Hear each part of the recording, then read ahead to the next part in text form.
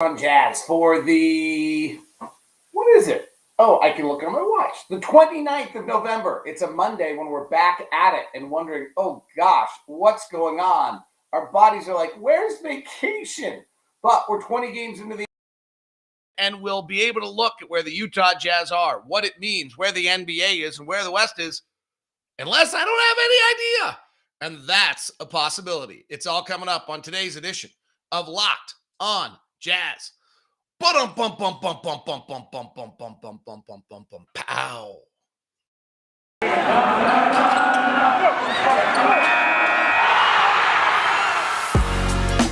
You are Locked on Jazz, your daily podcast on the Utah Jazz. Part of the Locked On Podcast Network, your team every day. How are you? I'm David Locke, radio voice of the Utah Jazz, Jazz NBA insider. This is Locked on Jazz, your daily podcast on the Utah Jazz, giving you insight, expertise, geeky numbers, and hopefully making it way better to be a Jazz fan each and every day. We are free and available on all platforms. Thank you very much for making Locked on Jazz your first listen every single day. And feel free to subscribe and push the button on YouTube if you're listening there. Join in the chat room. Good morning and hello to the live audience, Jeremy and Josh and Robert and Landon and Johnny and Garrett, Pray Love and TJ and Ray and Johnny. Great to see everybody. Tough morning, isn't it? Woo!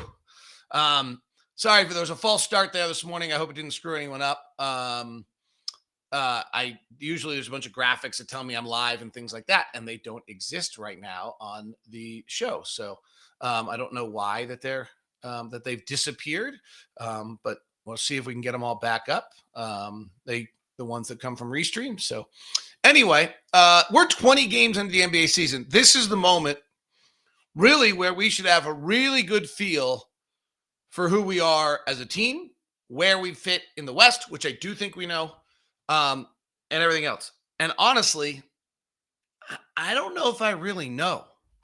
I mean, in a sense, I know, but on the micro kind of breakdown level, I'm a little confused. So I get ready for the Blazers game tonight, and I'm doing my prep, and I'll be honest, I feel fairly lukewarm about how we are. Like, we weren't very good against Oklahoma City. We weren't great against Memphis. We weren't great against New Orleans. And then I write down, well, we've won 5 of 7. And if it weren't for 2 mysterious reviews, we would have won 7 in a row. And neither of them were actually bad, but they were both unnecessary, and both of them cost us games. We'd have won 7 in a row. So you're dealing with a little bit of like the emotional roller coaster of losing games. But at the same time, when calling games and watching us right now, I think we'd all agree we don't look quite right. We don't feel like we want to. Maybe we have a demented viewpoint of memory of what we once were. Okay, that's possible that we think we were perfect at every minute last year, which it felt like. And then I do my prep, and we're the number 1 rated offensive team, and we're the number 5 rated defensive team. All right, well, I don't actually care who you've played. If you're top 5 in both, that's incredible. And that's everything that a championship contender is supposed to be. So then I go over and I check threes and dunks, Taylor Snar's site. And, our net rating is the second best. But if you adjust our defensive rating to our strength of schedule, since we haven't played good offensive teams, then we're 10th. And so you're like, okay, that feels a little bit more right. And our offense is 1, and it's not nearly as dominant as everyone else's is. It's a little closer to Portland and a little closer to Atlanta and a little closer to the Warriors, all within a point. And so that begins to feel a little bit more right. And our strength of schedule at this point overall is now 27th, and our strength of schedule offensively is 28th out of 30. So you're like, okay, like that's a little bit of what I'm feeling. So you begin to dig in. But at the same time, it's like, I look at Memphis, Oklahoma City, New Orleans in those first 3 games, and my feeling is, okay, we didn't look great, but quite honestly, I'm not trying to put him on it, but he's our best player. If Kevin Durant doesn't play well for Brooklyn, if Steph Curry doesn't play well for the Warriors, Donovan didn't play well in those games. If Donovan has his normal night against Memphis, we're up 10 the entire time. If he has his normal night against Oklahoma City, we're up 10 the entire time. And if he has his normal night against New Orleans, we win as well. And probably they wilt a little bit because they didn't have a track record of winning games and they don't gain that momentum that they had against us. And so then you've won 7 in a row and Donovan's playing well. And Donovan's allowed to have bad nights, and he happened to have 3 in a row. And frankly, our team, despite Donovan's usage rate, is really built on depth more than the Warriors or Brooklyn, because frankly, Donovan's not Steph Curry and he's not Kevin Durant. So we shouldn't be as dependent on it, but we clearly were. And so over a 3-game stretch, when your best player takes 20 shots a night and shoots below 30% and below 25% from 3, you're not very good. Like, okay, like, of course. So I just feel like I'm in this endless circle 20 games into the season trying to figure out who we are and where we are. And I don't have an answer. I think most of you probably feel, well, we all spend a lot of time together, so we probably feel similarly. Like, it feels like, okay, we're good. We showed sign in the second, New Orleans, who's not good. And they got their 1 win, and then we blew them out. And it's like, yeah. Like, that felt great. We played super. We pinged the ball around. We hit a ton of threes. They missed 20 straight. Like, that was the ultimate make-miss game that exists. So it's just a funky little element to things. I think there's an element as well in which where Donovan or Mike Conley actually said it pretty well the other day when Mike Conley said, we just weren't having any fun. And I thought that might actually be a little bit of what he's talking about. Like, there are some I thought that was kind of an interesting way to say it, because the fact is it doesn't necessarily feel like they're having a great deal of fun. And that to me maybe comes across a little bit in how we were watching them. Now, finally, you see, Bogey with a dropping that ball for Donovan on the alley-oop on the fast break, and like that's fun. That's them having a super good time. And that's probably what we need to see a little bit. The other one that's in here is, and trying to compare it, and you look at the Warriors, frankly, and they've played the 28th strength of schedule. And you look at the Suns, who can't lose, and they've played the 29th strength of schedule. And we've played the 27th strength of schedule. There's a little bit of a game here, other than the Lakers, who've played the easiest schedule in the league and are just 11-11 because they're not very good. Of, the schedule, we're good enough to take advantage of what the schedule's given us. And maybe a little bit of what we feel is we don't have a win yet. So against home court advantage teams 20 games into the season, we're 0-2. Against top 6 teams in each conference, we're 1-3, with our only win being over a depleted Milwaukee team that didn't have any players. Okay? Like, we're missing 4 of 5 starters. So we actually don't have the night yet where we came out against a really good team and said, here we are. Now, tonight's a chance. Portland's pretty good. They're 10-10. They're the exact same team they were last year with a new head coach. And so, maybe they aren't, if they don't fit that qualification of top 4 or top 6, but at least it's something. The Warriors are 2-0 in top home court games, 3-0 against top 6 teams. Phoenix is 3-0 now against home court teams, and 4-0 against top 6 teams.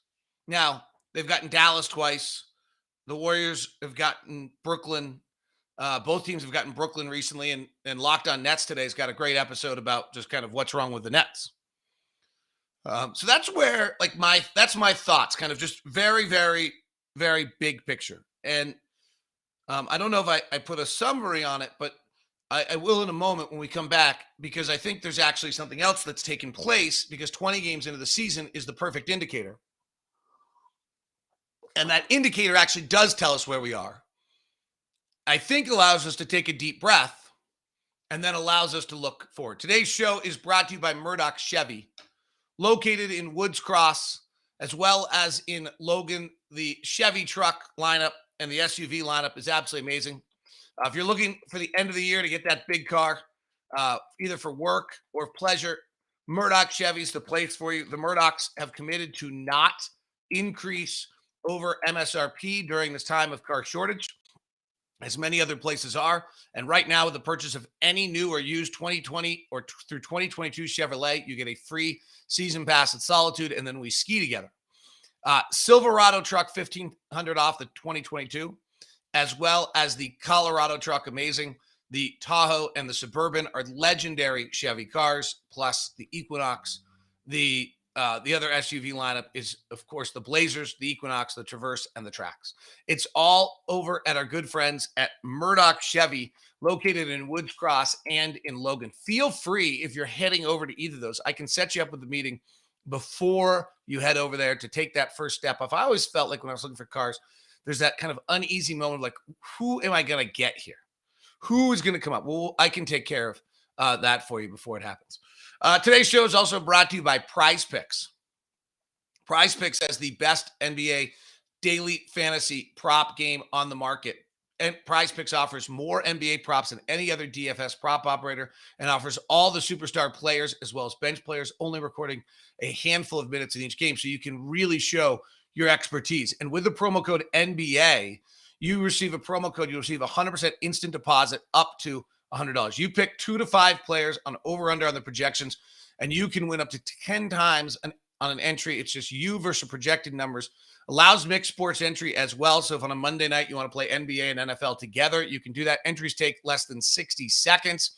Prize Picks is safe and otherwise offers fast withdrawals. So don't hesitate. Check out prizepicks.com. Use the promo code NBA. Go to the App Store. Download the app today.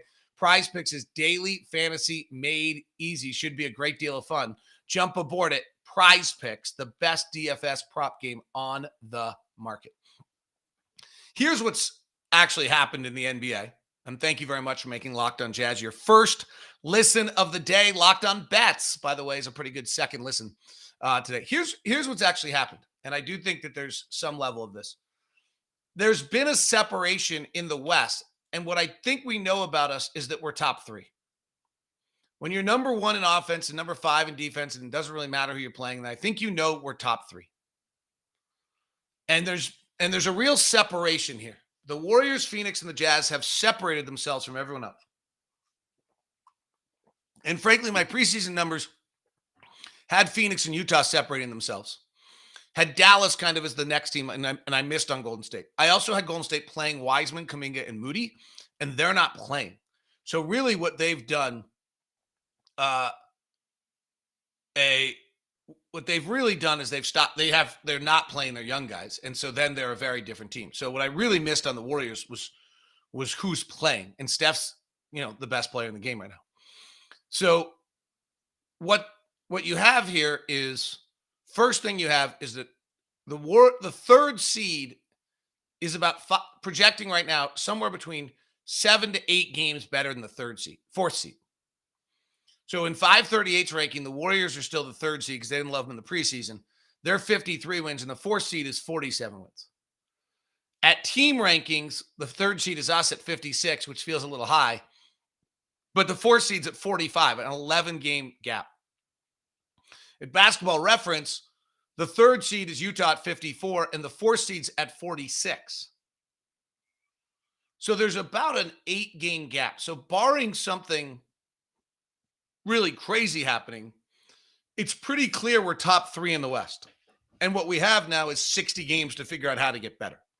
And if we kind of keep that in mind, that the whole thing we're doing here is trying to be ready, at game 70, game 65, game 75, to be able to make the playoff run and be a better team. I think that's what we should be thinking about. And what's nice is I don't think there's going to be anything catastrophic that happens to us in this process. We're 13-7. We're the first best offensive. We're the 5th best defense. Dallas is next. The Clippers are next. By the way, the points game predictions is like stunningly on this year. And it's not that surprising to me. If you look at the 20 games into an NBA season, this is where the records become predictive, where you can kind of tell what's going to happen next, and you can, and it's pretty real. And And frankly, if you look at the Western Conference standings, Warriors, Phoenix, Utah, Dallas, Clippers, and Blazers, I would not be surprised at all if those aren't the 6 teams that make the playoffs. So the 4 teams being the play-in, being the Lakers, Wolves, Grizzlies, and Nuggets. The Nuggets are great, but they're just so injured.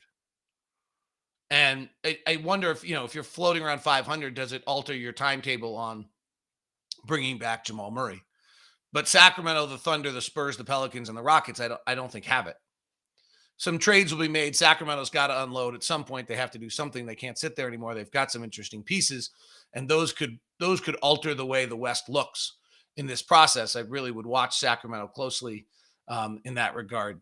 I don't know if New Orleans has those same pieces that they're willing to move. They've moved most of them, but that's where I look at the West and say, okay, this is pretty close. And so what I do think we are right now is we kind of know we're a top 3 team in the West. We're not playing great. Frankly, our best player offensively and defensively, Rudy, we're kind of is not Steph Curry, is not Kevin Durant, is not that Giannis, right? Those pieces, that domination. And we have really 2 of them that combine into one in Donovan and Rudy, and their consistency has not been at the level of those other guys, and therefore the team has not always been at that consistency, right? And then we've also, and I think we rely a little bit more on our supporting cast, and there's been some ups and downs in our supporting cast this year as well. It hasn't looked great. I don't think we're overstating that when we say that. The other thing I think that's really important, and here it's a quote. Jack actually has a question here. I'm going to build off this. The concern is that on every occasion Rudy is pulled out to the basket, the team can't rebound, can't defend. This is not a script for playoff success. So I think you're exactly right, Jack. And it's what we saw from the Clippers. Here's what's very, very clear to me about the Jazz this year. And I'm not actually sure why this isn't happening to Phoenix. So that's a caveat on this. What's very, very clear to me about the Jazz right now is that everyone is well prepared playing the Jazz. In other words, wildly clear to me that in the offseason, the Jazz were studied. I talked to Willie Green about this the other day. Like, what do you do in the offseason? You look at who won, how they played, you watch their film, you look to see what it is that is making them great and see if you can learn from it. And so what we're seeing is teams are well prepared. They can't always emulate what we're doing, but they're well prepared for us. Very, very well prepared. And they have a script on what they have to do. Rudy's pick and roll defense. You've heard me say this before. And unfortunately, I'd like you to keep listening every day and make us your first listen every day. But there's a chance I'm going to repeat myself an awful lot between now and April. The fact is that Rudy's pick and roll defense is absolutely so dominating that you have no choice but to try to move Rudy. And we have no choice but to try every defensive system we can to bring Rudy back to the middle. So New Orleans the other night ran an entire system where they ran Ingram off a pick. We actually let Rudy go guard Ingram. And Ingram never took a shot in 2 games at the rim because of Rudy. And then they'd lob into Valanciunas in the post, and Rudy would retreat back, and then he would play both. Like, there's just nobody else in the world that can do that. You see all the time with teams spreading us out now and trying to take Rudy out to the corner. Joe Ingles said it in the media session the other day. Now all of a sudden everyone's got Rudy in the strong side corner. We never used to have to deal with that. And the rule in strong side corners, you never leave strong side corner. It's the ball side corner because you give up a 3. And so teams are doing this. Teams are just incredibly prepared. It's, I think, part of the reason why Joe has struggled. I think it's part of the reason why Jordan has struggled. I think it's part of the reason why Donovan has struggled at times. Teams are wildly well prepared for us. They've studied us. They're prepared for it. They came out and the season started ready to watch, for the transition game. Now the Jazz have gotten the transition game back going again. They're back to being the number 1 effective field goal percentage team in the first 6 seconds of the shot clock. They're the number 1 team in per point per possession, number 1 team per points per chance. They're back to taking 48% of their shots as threes in the first 6 seconds of the shot clock, which is like a revolutionary concept. The league average is at 37%. They're back to taking 15% of those as corner threes. The next step is I think they got to start driving on these a little bit because teams are running to the corner now.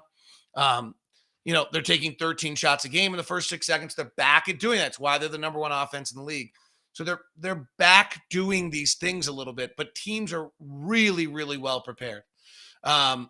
Rudy's contesting like a shot and a half less than he did a year ago. He's impacting shots at the rim one less time. He still is great, but it's one less, and all those little numbers kind of diminish who we are. So yes, the thing I think you're bringing up is that teams are really well prepared for us. Here's the positive. It's making the regular season harder. It's making us look a little less good. It's making things less easy. It's giving us training and preparation for what we'll have to do in the playoffs every single night. And I think that's the really, really important aspect of things. All right. Rapid fire third segment coming. I want to quickly review what we saw, just New Orleans. Get you ready for Portland. Should be a really interesting game. And then we always do Monday trends. We actually now have kind of the second, we have 20 games. So the trends actually have both the last 2 weeks as well as the last 10 games. They'll be very similar, but it is worth taking a little bit of a look at on both regards. So that's all continuing and coming up here. So we'll rapid fire this. Thanks for staying with me. It is Locked On Jazz. Thanks for making us your first listen of every single day. It's kind of a great honor, and I'm very, very appreciative of it. Do you have one piece for this and one piece for that? And no, not hair piece, like remote control, this and that. Well, it all sounds familiar, that one device activated from this and another there, and you've got this password for that and these for these. Time to end all that with DirecTV Stream. Brings live TV and on-demand favorites together like never before, so you can watch your favorite sports, movies, and shows all in one place. That means no more juggling remotes, no more need to buy another device ever again, all the best parts, and no annual contract. So get rid of the clutter and the confusion and get your TV together with DirecTV Stream. You can learn more at directtv.com. That's directtv.com. Compatible device required. Contents vary per package. It is Cyber Monday, and Built has got stuff for you. Here it is. Built.com, 20% off. Get 20% off everything delicious and healthy across the site. Use the promo code LOCKED20 today. You get 20 and even bigger discounts on Boost, Broth, and Swag. A brand new Built flavor. Caramel Almond Delight. Honestly, the almond thing, haven't tried it. But it delivers everything it promises. Caramelized chocolate, check. Almonds, check. Delightful, double check. Be sure to get yours before they're gone. 150 calories, 17 grams of protein. And for a limited time, white chocolate cheesecake, the yummy protein treat filled with marshmallow center covered in white chocolate, 140 calories, 17 grams. I'm a huge Built Bar fan. You know that. Chocolate brownie is my favorite. I have to tell you, they sent me a pack of the Ruby chocolate puffs. It wasn't something I was almost hesitant. They're really good. They're really good. It's crazy. It's like a marshmallow gooiness that somehow is a protein bar. They have coconut brownie chunk right now, and you've got to get it. Coconut brownie chunk, 150 calories, 15 grams of protein, 7 grams of sugar, is the best. Promise me you'll get that. They also have extra discount on a bunch of other items and a full load. It's all at Built.com. Use the promo code LOCKED20. All right, so we play the Blazers tonight. What's the betonline.ag line tonight? Let me look.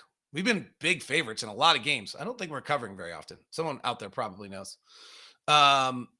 We are a 7.5-point favorite. They still love us. Clippers are 7.5-point favorite over New Orleans. Dallas is a 6-point favorite tonight over Cleveland. Miami's a 7.5-point favorite over Denver, and Philly is a 14-point favorite. It's all at betonline.ag. Promo code LOCKEDON will get you a 50% welcome bonus. All right. So over the weekend, I mean, we didn't play great against New Orleans. We didn't play particularly focused. We didn't play every possession. I think that's clear. Body language at times was terrible. We've argued with officials again a ton, like all the same pitfalls.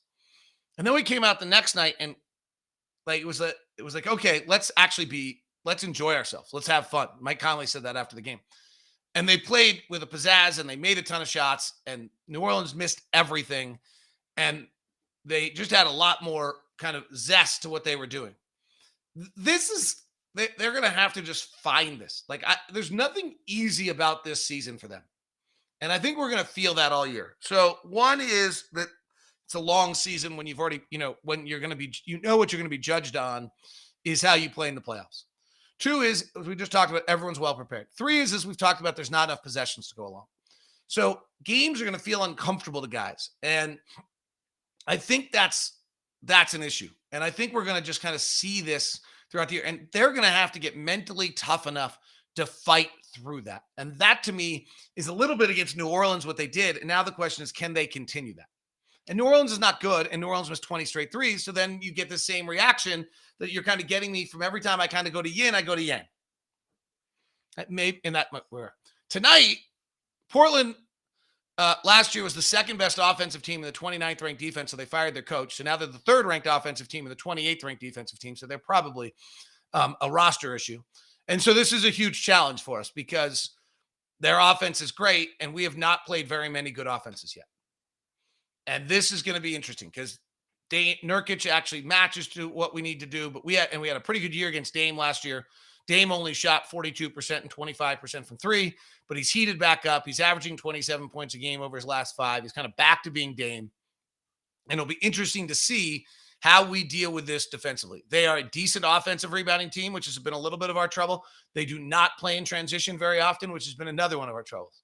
But if you look at the top 10 offenses in the NBA, Golden State, Portland, Atlanta, we've played twice. Philadelphia, we've played when they were missing guys. Phoenix, Charlotte, Miami, we've played twice. Brooklyn, we haven't played. And Memphis is 10th offensively. We've played them. So we've played a smattering of good offensive teams. And now we've got to really prove and get our defense back online tonight. They shoot a lot of threes, but nothing outrageous. Their offense is just above average in every category, and their defense is below average in every category. They're allowing a lot of above average amount of threes, and teams are nailing them. And what they do is they're trying to take away the roller on the pick and roll. I was listening to Mike Richmond, Locked On Blazers last night. They're going to try to take away the roller, so they're tagging the roller with somebody off a corner. And so if we can make that skip pass or make those passes to the wing, we should be getting threes. Now, if Covington's the guy out there, he's long, he can cover both spots a little bit. And so we'll have to see whether or not the Jazz can react to that and get that done. And that's what's going to be on the defensive end. Obviously, it's dealing with Dame, Rudy playing up higher. And then when Rudy gets pulled out a little bit because he's dealing with Dame, can we rebound? They're the 10th ranked offensive rebounding team in the league. They're a great defensive rebounding team. A lot of our offense is predicated on being the 4th best offensive rebounding team in the league. So any offensive rebound tonight is a really, really big gamble for us. Here's what Jeremy has to say. He says, regarding possessions, do the Jazz keep pushing through and figure it out or possibly trade one of Ingles, Bogey, or Clarkson? I don't know if trading one of those players does any good in the possession game because you're going to bring somebody back who's using possessions. I mean, honestly, the risky move and the way to do it is you trade 2 of them for 1. So you send out like 25 possessions, you bring back 18 that are better. Now, I don't know if that's available, but that would be the way you're doing that. And so I think that's what you're looking at. Jack T says the Suns are different because they're more athletic and bigger apart from Ayton than the Jazz. They are. Devon's 4 inches taller. Mikal Bridges is a better defensive player and longer than probably anyone we have, though Royce is pretty darn good. It was interesting to watch, by the way, and I don't mean this at all critically on Royce, but he's not a natural shooter. When we suddenly had 4 real shooters on the floor, which is the lineup that kind of when we acquired Bogdanovich, we talked about the whole time. We had Conley and Bogdanovich and Donovan and Joe Ingles all on the floor together at the same time with Rudy. We saw that a little bit the other night because of the fact that Royce was out. Boy, that is a offensively powerful lineup. Like, it's worth probably readdressing whether we should be throwing that out there a little bit more. All right, let's go to the last 2 weeks. The number 1 point differential team in the league is the Milwaukee Bucks. Oh, hello, the champs are back. They are plus 20 and 7-0. They have the number 1 offense and number 6 defense. Number 2 is Utah.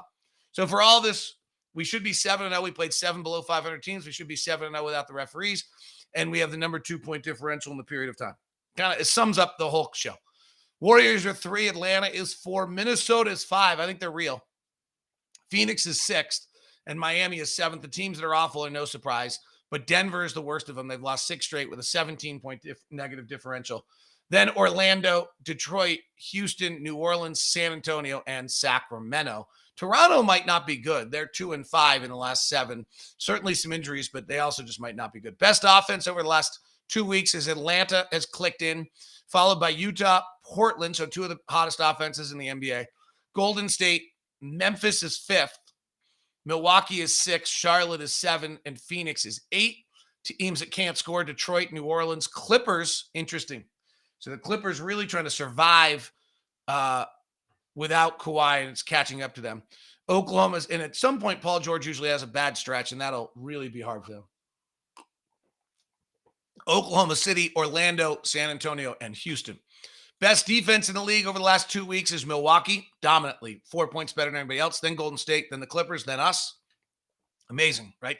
This is how it is. Like, we all know we're not quite right. We're watching it. We can see it. We can feel it during these games. We should be ahead. We shouldn't be struggling against Oklahoma City. We shouldn't be worrying about, right? All those things, except for the fact that then you look at our ratings and they're incredible.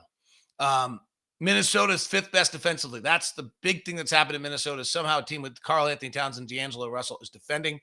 Miami is 6th and Atlanta is 7th defensively. As Nate's got that team's not defending. Denver, Toronto, that's where Toronto might not be good.